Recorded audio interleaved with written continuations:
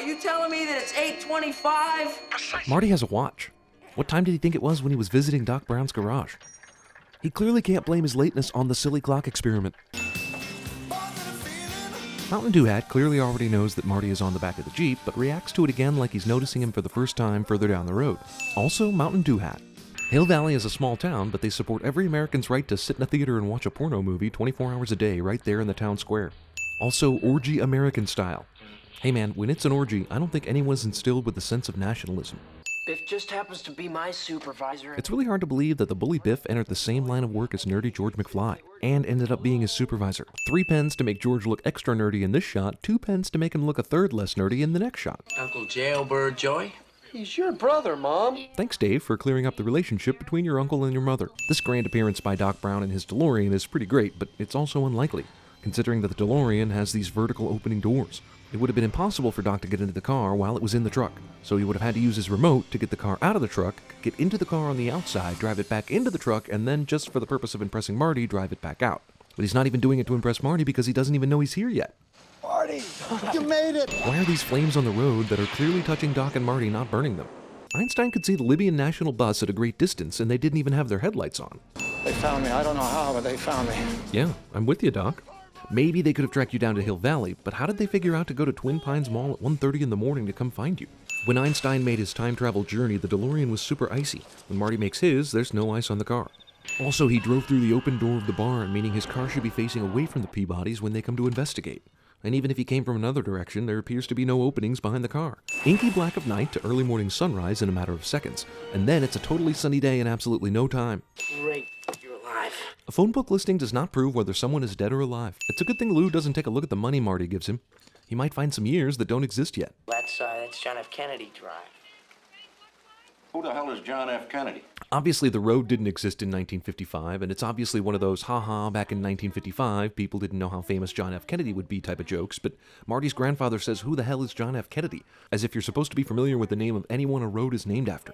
Never mind that now. Marty clearly didn't have the camera on when Doc said this. Never mind that now. Even though apparently it's possible for this camera to be wired to a 1955 TV, I still have trouble believing that there would be perfect playback after one of these plugs falls out of the camera. This is cool and all, but why would Dave's head be missing while Marty and Linda get to keep everything? And why just his head, and not his whole body? And wouldn't the picture's very existence start to disappear? George is rudely awakened by some Eddie Van Halen and somehow doesn't make a noise to wake his parents up. This kid on the left looks like he's helping Marty break his friend's soapbox scooter in this shot, but is calmly watching everything from his own scooter in the next shot. I'm gonna ram him! Geez, I knew Biff was a bully, but not like a homicidal one. Dude, that's your mom. Although, it's a young Leah Thompson, so I don't know if I can blame you.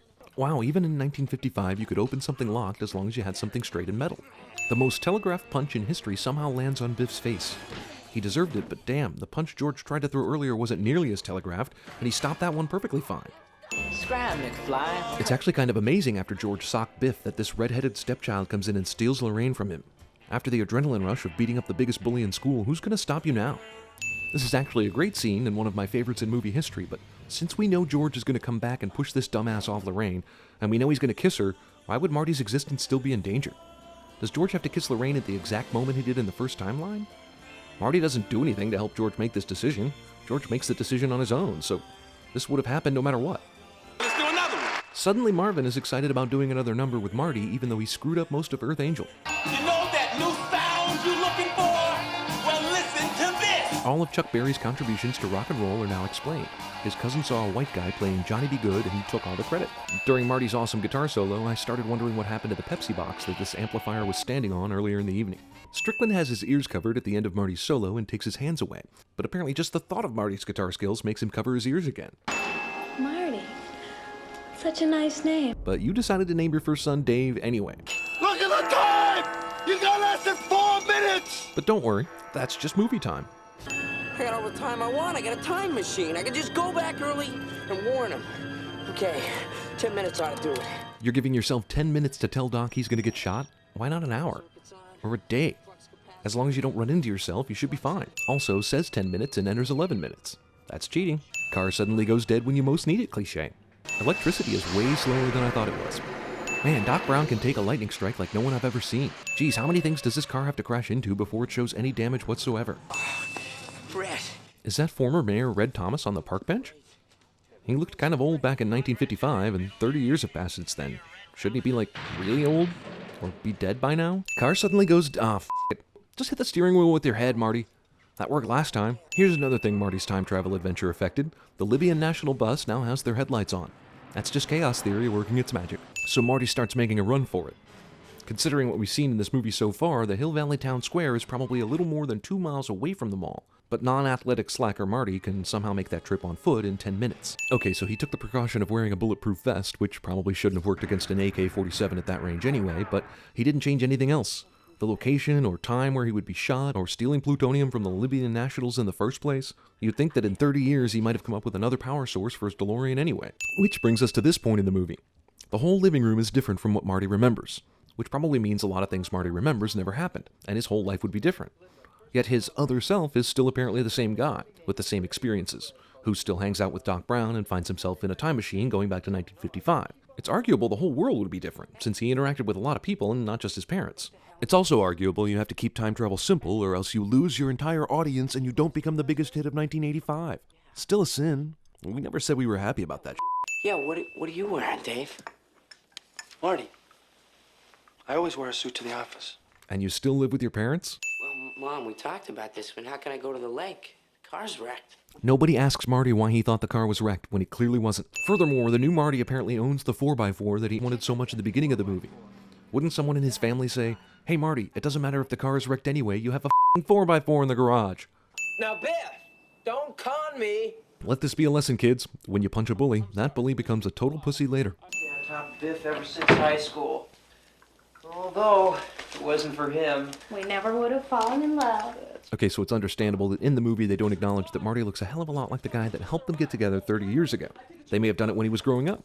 They may have forgotten what 1955 Marty looked like, but you can't just give all the credit to freaking Biff for your marriage. Biff's big yellow truck is completely gone from the driveway all of a sudden. Both you and Jennifer turn out fine. And your girlfriend turns into Elizabeth Shue, and your dad is completely unrecognizable. It's your kids, Marty.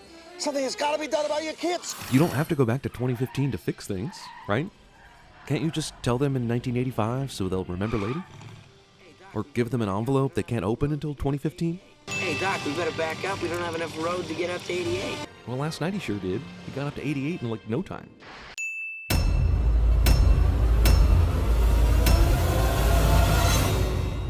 Get home to your mama, boy.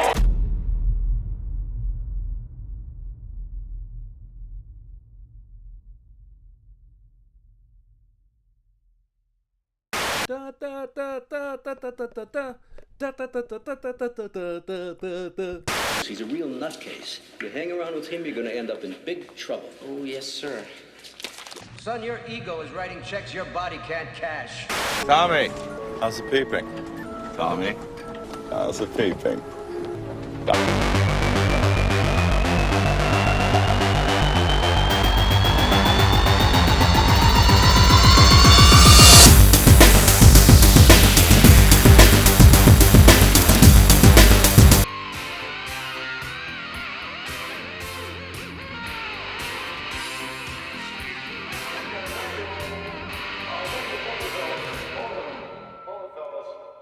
You like Huey Lewis on the news? Are you gonna order something, kid? Yeah. I'd like a keg of beer, please. You don't say. Yeah, how much is that? Hearing ID, Sonny. Give me a keg of beer.